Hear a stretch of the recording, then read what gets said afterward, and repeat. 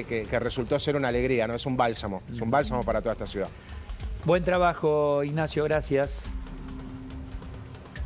Hasta luego, muchísimas gracias. A vos, Edu, hasta luego. Bueno, volvemos con la información. El tema Ucrania. Nos visita Juan Negri, es politólogo, analista internacional, director de las carreras de Ciencia Política y Estudios Internacionales de la Universidad Di Itela. Buen día, Juan. ¿Qué tal? Buen día. Gracias por la invitación. No, al contrario, al contrario. ¿Cómo estás siguiendo todo este tema? Imagino con sorpresa, pero ustedes que están conociendo la historia, parte de esa historia allí en Ucrania, ¿te sorprendió el ataque, la invasión? Bueno, es paradójico porque por un lado sí, mucha sorpresa. Creo que nadie se imaginaba que Putin iba a llevar la cuestión tan lejos. Siempre se hablaba de que iba a haber una escalada, pero que no era para tanto. Digamos que en algún momento el líder ruso iba a detenerse, y lo que estamos viendo en los últimos días es cada vez un paso más, ¿no? Primero el reconocimiento de las repúblicas del este de Ucrania, de la zona del Donbass, después la invasión a esa zona, después la invasión por fuera de esa zona, y ahora, cuando todos pensábamos que en realidad era una movida para desmilitarizar a Ucrania, ¿no? Arruinarle la capacidad militar, se está acercando a la capital, a Kiev, y ya se habla de que quiere deponer al presidente Zelensky. ¿Por qué tomó la decisión en este momento, desde tu punto de vista, Juan? Bueno, ¿por qué ahora? Bueno, creo que es una escalada que lleva muchos años. En realidad el conflicto ruso-ucraniano empieza en 2014, ¿no? Los enfrentamientos. Recordemos que en 2014 Rusia anexa Crimea, o sea, es decir, básicamente toda una parte de lo que era hasta ese momento territorio ucraniano, y en ese año también empiezan los conflictos en el este de Ucrania, en la zona del Donbass, lo que hoy son las repúblicas, bueno, que Putin reconoció, ¿no? Pero nadie más que él y pocos aliados, de Donetsk y Lugansk. En este momento también tiene que ver, creo yo, con, insisto, un proceso de acercamiento muy activo por parte de Ucrania hacia la OTAN, que para Putin fue inaceptable y que lleva a esta situación. Y por otro lado, me parece, por el lado de Putin, una actitud de, bueno, me van a escuchar. Occidente no le daba bola y ahora dijo, bueno, es hora de poner las cartas sobre la mesa. Así que es como la frutilla del postre de un conflicto que lleva muchos años en realidad. Y Juan, ¿cómo analizás la reacción de Estados Unidos, de la OTAN, de los diferentes países de Occidente a la embestida de Putin? Tibia, y creo que eso es parte de la estrategia de Putin, que se probó exitosa en el sentido de que creo que Putin siempre pensó que Occidente, llamémoslo así, la OTAN, la Unión Europea, Estados Unidos, no iba a meterse en un conflicto en un país que no es miembro ni de la Unión Europea ni de la OTAN como es Ucrania.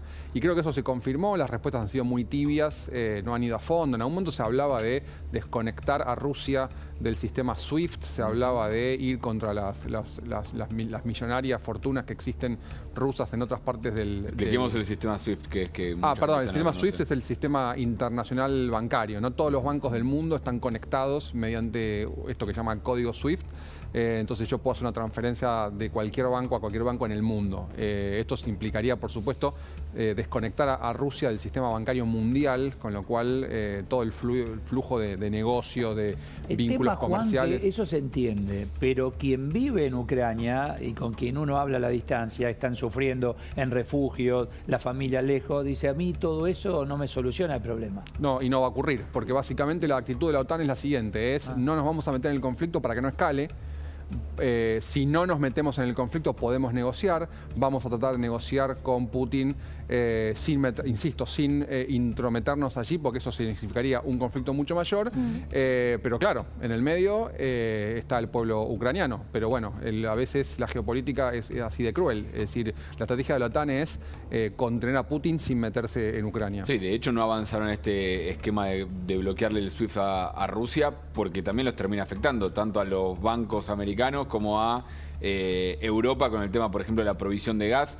No podría, por ejemplo, comprar el gas a Rusia. Exactamente. Eso es una cosa que Alemania, por ejemplo, está muy interesada. Alemania anunció que desactiva el Nord Stream, que es el gasífero, el gasoducto, perdón, que va de Rusia a Alemania por el Mar del Norte. Bueno, igual no estaba en funciones, con lo cual en realidad tampoco fue un golpazo para Rusia, y creo que es algo que Putin ya anticipaba. Entonces las medidas han sido tibias, se le prohibió vuelos sobre algunos países europeos a la aerolínea rusa rusa Aeroflot, algunas sanciones, fin de algunos vínculos, etcétera, pero la verdad es que Occidente, llamémoslo así, no fue a fondo. Eso es lo que creo que Putin siempre anticipó y le terminó resultando. Dando la razón. Sí. Juan, la información se actualiza minuto a minuto y hace minutos nada más. Rusia dice estar dispuesta a negociar si Ucrania depone las armas. ¿Esto vos lo ves posible? Bueno, eso creo que es la estrategia de precisamente lo que hablábamos recién, ¿no? Es decir, la negociación está abierta, sin intervención militar por parte de Occidente, de la OTAN, insisto, de un país que no es miembro de la OTAN. Ayer el presidente Zelensky dijo claramente, nos dejaron solos y eso fue lo que pasó. Yo creo que es posible, me gustaría saber cuáles son las demandas de Putin, es decir, lo que no queda claro hasta ahora es hasta dónde quiere llegar Putin, ¿no? Quiere deponer al presidente, quiere poner un presidente prorruso. Recordemos también que Ucrania está dividida, es una nación dividida entre sectores pro y anti-Rusia, eso es muy común en Europa del Este, y este presidente en particular, que asume en 2019, es muy pro-occidental, se acercó mucho a la OTAN, se acercó mucho a la Unión Europea, y esto también es uno de los disparadores del conflicto. Pero que ganó un balotaje, ¿no?, con el 70% de los votos. Sí. No tiene poco respaldo, digamos. No, tiene respaldo, pero para Putin un presidente pro-occidental Claro. en Ucrania es inaceptable. Les voy a mostrar lo que está ocurriendo en las fronteras ahora. Miren Ucrania en relación a Polonia. Mire, Polonia, lo que está ocurriendo con las familias, buscando la posibilidad de salir. Esto, Juan, es también lo que se está viendo, ¿no? Con Rumania exactamente lo mismo. La familia, dinero, combustible, alimento y voy hacia donde pueda. Salgo de la zona de peligro. Bueno, esto también es lo que es una de las consecuencias que va a haber Europa, sobre todo Europa Oriental, Europa Central, con este conflicto, que es el desplazamiento de refugiados, no refugiados técnicamente, pero poblaciones que escapan a la guerra. Estas son las consecuencias más inmediatas de la guerra y, por supuesto, bueno, el sufrimiento de montones de familias y de personas que, por ejemplo, anoche tuvieron que dormir en el metro de Kiev, que tiene que es un refugio antimisil, etcétera. Bueno, ya sabemos quiénes son los primeros que pierden en un conflicto bélico. Y aparte la reacción del presidente es decir, primero, nos dejaron solo, 1, 2, mayores de 18 años se quedan, hombres, tomen las armas aquellos que se inscriben y a defender lo suyo. Bueno, eso es uno de los riesgos que creo que Putin tal vez haya minimizado y que le podría costar caro, que tiene que ver con la reacción ucraniana, ¿no? Es decir, las milicias ucranianas. En algún sentido, Rusia podría estar cometiendo el error que cometió Estados Unidos en Irak, ¿no? Pensar que uno se mete ahí, que hace una intervención quirúrgica y todo termina rápido y bien, y encontrarse después en un pantano, en un lodazal del cual es muy difícil salir. Pero eso también activa el conflicto, ¿no? Porque hace que el conflicto dure más tiempo. Hace un rato, Juan, hablábamos con una analista ahí en Ucrania y ella decía, nosotros estamos dispuestos acá a defender y no nos vamos a dejar invadir de esta manera y vamos a defender al presidente y esperemos que el presidente no se exilie porque es lo que nos da fuerza para seguir peleando. Digamos, dio todo un mensaje muy fuerte en ese sentido de no permitir un nuevo gobierno prorruso. Pero además, honestamente, yo creía que la estrategia más racional para Putin era, obviamente, mostrar los dientes, atacar las fuerzas militares ucranianas, pero dejarlo ahí, porque de poner al presidente, poner un presidente prorruso, un presidente títere, hacer de Ucrania un estado títere, genera una inestabilidad en una zona clave de Europa Oriental. Cuando te dicen los ucranianos, a ver, ustedes dejen que Putin haga lo que quiera. Muy bien, nadie actúa, nos dejan solos. Es el primer paso. Después lo puede hacer con ustedes. Bueno, otro tema muy importante es que en Occidente se discute, cuál es la señal que estamos dando en el mundo sobre la posibilidad de llevar estas demandas hasta la última consecuencia. Y una cosa que hay que prestar mucha atención, algunos piensan que, bueno, si Rusia de alguna manera se sale con la suya en Ucrania, ¿qué va a pasar en el estrecho entre Pekín, entre la República Popular China y Taiwán? Por ejemplo. Que ya tienen, obviamente, un conflicto, que ayer o anteayer hubo ya una intromisión en el espacio aéreo taiwanés por parte de cazas chinos. Bueno, algunos están diciendo en Occidente, lo más duro, la línea dura, está diciendo, bueno, no dejemos pasar esto porque vamos a tener un problema en China también. ¿Y cómo ves la postura de la Argentina, no? Ayer se salió un comunicado, algunos hablaron de liviandad. ¿Cómo lo ves vos? Bueno, creo que Argentina tiene una amistad incómoda en este momento con Rusia. 2 o 3 semanas atrás, el presidente Fernández le dijo a Putin que le gustaría que Argentina sea la puerta de entrada de Rusia en América Latina. En el contexto de Rusia protagonizar la crisis de seguridad europea más importante de las guerras yugoslavas, es claramente una frase muy desafortunada. Argentina no es tan importante en el mundo como para que esto sea visto con preocupación, pero sí es cierto que la Argentina quedó en una posición un poco tibia, si se quiere, en términos de no condenar directamente o ser bastante bueno, tibio en su condena a los hechos, ¿no? Claro, claro. Gabriel, allí tenés información para compartir. Sí, porque hablaba de racionalidad en un momento Juan Negre, y una de las cosas que muchos miran con mucha racionalidad es las diferencias que hay entre un ejército y otro. ¿Por qué puede entrar Rusia como está entrando en Ucrania con poca resistencia? Y tiene que ver con el desbalance, ¿sí? Una relación desigual militar que hay entre Ucrania y Rusia. Repasemos rápidamente este desbalance. Personal militar activo, Ucrania tiene 209.000 efectivos de 209.000 soldados. Rusia tiene 900.000. Del lado del personal militar de reserva, ¿sí? Disponibles para ir a la guerra, en Ucrania 900.000, en Rusia 2 millones. Artillería, y acá empieza el armamento más pesado. 2.040 tiene Ucrania, 7.571 Rusia. En lo que es vehículos blindados, de 12.000 es la relación a más de 30.000. En lo que son los tanques, hoy veíamos ya los tanques entrando en Kiev. 2.596 tiene Ucrania, 12.420 tiene el ejército ruso. Helicópteros de ataque también vimos durante toda la jornada de ayer, helicópteros entrando en el territorio ucraniano en diferentes lugares de Ucrania. 34 nada más tiene Ucrania, 544 tiene Rusia. Aviones de guerra, la relación también es enorme, la diferencia. 98 tiene Ucrania, 1.511 tiene Rusia. Y en el gasto militar también, lo que significa la inversión que hace cada uno de los países, 5,9 billones hace Ucrania, que representa un 8%, casi 9% de su presupuesto.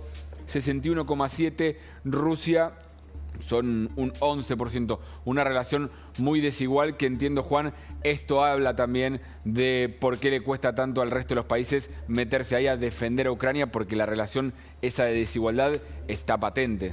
Sí, está clarísimo, ¿no? En los números, Rusia es una potencia militar frente a un país mediano o medio chico como es Ucrania. Pero ojo que también que las guerras muchas veces son eventos que generan mucha incertidumbre y que los hechos se pueden disparar para cualquier lado. Porque si uno comparaba en la década del 60 el poderío militar de Estados Unidos contra el de Vietnam, obviamente Estados Unidos llevaba todas las de ganar y sin embargo se atoró, se empantanó, las cosas no salieron como Estados Unidos pensaba. Y acá puede pasar lo mismo, ¿no? Es decir, si Rusia se mete en Ucrania y se empieza a encontrar con milicias armadas, con rebeldes, una especie de proto comienzo de una guerra civil.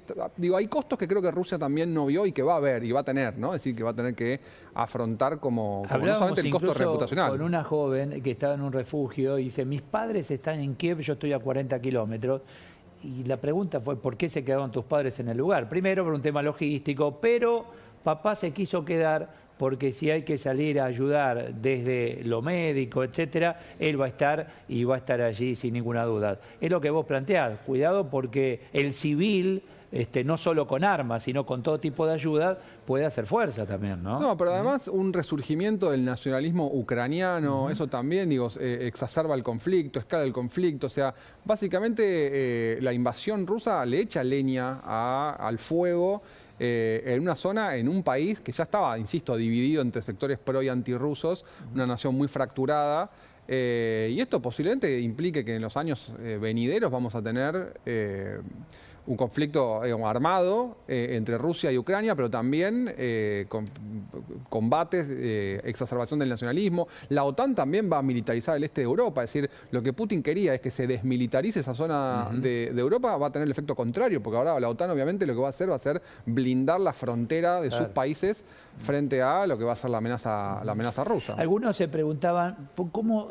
A ver, nadie se dio cuenta que iba a atacar en este momento Putin. Sin embargo, Estados Unidos sí anticipó Biden días antes. Sí. Cuidado en determinado momento que va a ocurrir. Bueno, por eso decíamos al principio que es paradójico, ¿no? Nos preguntábamos si era esperable, si era una sorpresa. Y por un lado sí, es una sorpresa porque creo que nadie se tomaba en serio o nadie sabía cuán lejos iba a ir Putin y se lo minimizó. Pero por otro lado hay que admitir que efectivamente algunos lo decían y que Putin venía diciendo, si Occidente cruza una serie de líneas rojas, yo voy a defender los intereses estratégicos de Rusia. Así que por otro lado era muy, muy previsible que todo esto pasara. Y Estados Unidos en ese momento se veía como que era una provocación, ¿no? Cuando Estados Unidos decía Rusia va a atacar, Rusia va a atacar, Rusia va a atacar, en realidad lo que estaba haciendo era como provocando a Rusia, forzando a Putin a decir, bueno, no vamos a atacar, apurándolo, ¿no? Como se dice en el barrio, pero efectivamente Estados Unidos ya venía anticipando que las intenciones finales de Putin eran ir a fondo en Ucrania. Gabriel, ¿tenés ahí más información? Sí, porque también hablaba Juan de respecto a lo que puede llegar a pasar ahora y vamos a empezar a hacer una especie de juego que lo están haciendo los analistas en el mundo de los escenarios posibles que puede haber. Esto de hecho lo sacamos de un investigador de la Universidad de Chicago que ayer se viralizó mucho en redes sociales con 4 escenarios posibles que le vamos a preguntar a Juan cómo ve y cuál ve el más posible estos escenarios y obviamente hay más escenarios también que se van analizando. La primera opción, Paul Post se llama este analista de la Universidad de Chicago, dice la imposición de un cambio de régimen en Ucrania, así que lo que pasaría es que Putin establecería un gobierno prorruso en Kiev, Ucrania sería independiente, pero sostenida por fuerzas rusas. Esta quizás es la visión que muchos empezaron a ver ayer. Ven a un presidente, un mandatario ucraniano debilitado que puede terminar cayendo y que Putin ponga un mandatario prorruso en el lugar. ¿Este escenario lo ves posible, Juan? Bueno, lo veo posible desde los desarrollos de ayer, de anoche, de Rusia llegando hasta la capital, hasta Kiev. Al principio se decía, no, bueno, está desmilitarizando, está desnazificando el este de Rusia, la zona del Donbass, pero se va a quedar ahí. Bueno, fue más lejos, está llegando a Kiev. Todo parece indicar que efectivamente tiene intenciones más serias y que efectivamente este podría ser una de los objetivos. Una cosa rápido para recordar, buena parte de la crisis entre Rusia y Ucrania ocurre cuando el presidente prorruso Yanukovych es obligado a renunciar luego de una crisis política, ¿no? Es decir, hay una crisis política en 2014, Víctor Yanukovych se exilia en Rusia, el presidente ucraniano que era muy prorruso. Así que podría estar en la cabeza de Putin esta idea de, bueno, lo que necesitamos en Ucrania es un presidente prorruso y hacer esto. Esto va a tener igual muchos costos, ¿no? Es decir, si Putin instala un gobierno títere en Kiev, la posibilidad de conflicto armado, de violencia en Ucrania es muy alta. Sí, hay que ver cómo reacciona la propia población. Recordemos, exacto, ganó Zelensky con el 70% de los votos en el balotaje, tuvo un respaldo importante. Y el otro mandatario, que era el ex mandatario ucraniano, también tampoco era prorruso, es decir, no era una competencia ahí de líderes prorrusos. El segundo escenario que queríamos plantear, si volvemos a ponerlo, acá está, la opción 2 de estos posibles escenarios que se pueden empezar a pensar ahora, que en lugar de poner un gobierno prorruso, directamente Putin busca anexar toda Ucrania a Rusia, similar a lo que pasó con Crimea. Pierde su independencia Ucrania en este escenario y queda bajo la órbita del Kremlin. ¿Esto es posible, Juan? Para mí me parece la más costosa para Putin en términos desde reputacionales hasta la posibilidad de que Occidente reaccione de alguna manera. Y después también, insisto, como la anterior, muy costosa en términos de el escalamiento del conflicto en Ucrania. Me cuesta pensar que Putin tenga esto en la cabeza. Me parece que sería ahí sí obligar a Occidente a intervenir. Yo creo que esta es un poco menos probable que la primera. Ahora, fíjate que cuando dice Putin, cuidado con Occidente o quien se le ocurra accionar, sí, porque puedo reaccionar, es inimaginable el alcance. ¿Ahí amenaza ya con armamento nuclear? No creo, bueno... Porque dice inimaginable, o sea, te extorsiona, amenaza, y bueno, puede hacer esto porque ya por otro lado te tiene contra las cuerdas. Bueno, la política nuclear lo que tiene precisamente es esta idea de lo que en la Guerra Fría se llamaba MAD, ¿no? Destrucción mutua asegurada, hacía que ninguno finalmente termine usando las armas nucleares porque el otro también, digamos, claro, entonces terminamos muertos los dos. Yo imagino que Putin sabe esto, que jugar la carta nuclear es extremadamente costoso. Me da la impresión de que apunta más a un escenario del primer escenario que hablábamos recién, en el cual la OTAN se siente a negociar y ahí Putin pueda satisfacer sus demandas de la desmilitarización de la OTAN del Este, digamos, ¿no? Todo eso en el marco de una racionalidad que hasta ahora, por lo menos estas horas, se vio reducida, porque muchos pensaban que esto que decías antes, que Putin no iba a avanzar más allá del este ucraniano, y finalmente avanzó. Si se sigue perdiendo esa racionalidad, podemos pasar a la opción 3, que es donde también muchos, por ejemplo, lo planteó Biden ayer, diciendo que Putin quiere rememorar a la antigua Unión Soviética, y esa opción 3 sería un intento imperialista, que el nacionalismo de Putin lo lleve a querer revivir el imperio soviético. Todo país fronterizo cercano es una amenaza y un objetivo a conquistar. Algunos hablan ya de ir de nuevo a la zona balcánica, ir no solamente por Ucrania, sino también por otros países, Lituania, Letonia, Estonia, que sí forman parte de la OTAN, y sería otro escenario, claramente. Obviamente Putin tiene en la cabeza, y él ha logrado conectar mucho con el pueblo ruso, esta idea de recrear la vieja gloria del viejo rol de Rusia cuando existía la Unión Soviética, ¿no? De alguna manera, en sus discursos nacionalistas, Putin siempre tiene como este viaje al pasado de recordar cuando Rusia era una potencia geopolítica mundial. Y de hecho, Putin ha dicho muchas veces, ¿no? La disolución de la Unión Soviética es uno de los errores geopolíticos más importantes de la historia, porque generó inestabilidad, etc. Yo no creo que lo que Putin quiera es recrear a la Unión Soviética. Creo que esto implicaría un conflicto armado con varios países durante mucho, mucho tiempo. Insisto, me da la impresión de que lo que él quiere es una negociación puntual por este caso, que la OTAN satisfaga sus demandas de desmilitarización de algunos países de la OTAN, del este, el compromiso de que Ucrania nunca va a ser parte de la OTAN, pero empezar a pensar ahora que Rusia va a empezar a hacer lo mismo que hizo con Ucrania, con Georgia, con Moldavia, no sé, con Armenia, etcétera, me parece que implica extender el horizonte temporal del conflicto mucho más. Y además hay una cosa más: Estonia, Letonia y Lituania, que eran los países bálticos, que eran parte de la Unión Soviética, hoy son parte de la OTAN. Rusia no puede poner un pie ahí. Eso sí, es una escalada del conflicto. Juan, en este momento, con esta situación límite que uno pensó que nunca iba a regresar al escenario mundial, ¿tenés el nivel de diplomáticos para llevar adelante esta negociación? Si se puede hablar de negociación. Bueno, estamos hablando en el caso de la Unión Europea, de la OTAN, de Estados Unidos, incluso también de Rusia, en general, en estos países existe un cuerpo diplomático muy, muy profesional, con lo cual el material humano no falta, ¿no? No falta. Creo que hasta ahora lo que hemos visto es un desentendimiento, ¿no? Es decir, Occidente, la OTAN, la Unión Europea, no prestándole suficiente atención a las demandas de Putin, minimizándolo. Y también en el caso de la Unión Europea, simuladores, como ocurre en otros temas, somos todos un fenómeno hasta que me toca la realidad. Se hunde el barco, ¿qué hace el capitán? Entonces, a ver, estos diplomáticos de muy buen nivel, pero llegó la guerra y ahora quiero ver si estás a la altura de... Bueno, a eso me refería. Hay que distinguir, claro, bueno, yo creo que sí, creo que los líderes europeos, hay que distinguir también entre los diplomáticos y los líderes europeos, que son la dirección política. Yo creo que un problema que tiene la Unión Europea, que tuvo en este conflicto, fue la disparidad de opiniones al interior del bloque sobre la severidad de las sanciones. Había algunos mucho más severos, digámoslo así, otros como Alemania, que estaban mucho más dubitativos. Hoy se habló mucho de Merkel en estos días, digo, ¿no? Exacto. Bueno, el nuevo canciller alemán, Scholz, parece, bueno, Merkel era una lideresa conocida, reconocida por su capacidad de liderazgo del bloque. Evidentemente, su sucesor no estuvo a la altura, le tocó una difícil, pero no estuvo a la altura.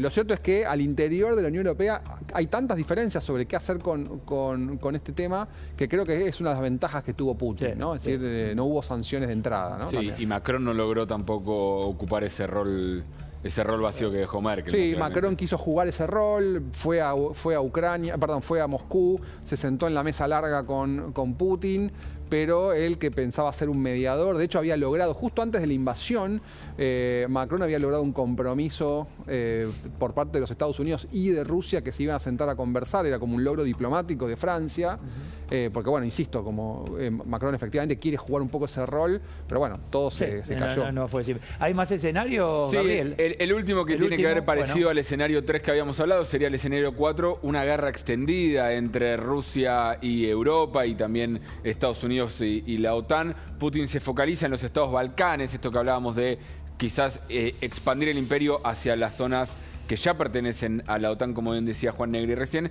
El objetivo sería atacar y corregir el supuesto error histórico de dejarlo ser parte de la OTAN y ya no parte de la Unión Soviética y aliados de Occidente. Entiendo que es el escenario más catastrófico, más difícil que se dé, porque implicaría una guerra mundial claramente, y para Rusia, Juan, sería demasiado costosa, ¿no? Yo creo que para todos. Este es el famoso escenario Tercera Guerra Mundial, como decís vos, donde finalmente Rusia decide combatir contra la OTAN en casi todos los frentes de Europa del Este. A mí me parece improbable, me da la impresión de que Putin, uno puede decir muchas cosas, pero geopolíticamente entiende dónde está parado, y que un conflicto alargado con la OTAN en todo el este europeo, en los Balcanes, es extremadamente costoso para todos. O sea, realmente creo que tanto la OTAN como Rusia quieren evitar un conflicto abierto. O sea, está muy seguro de lo que está haciendo entonces.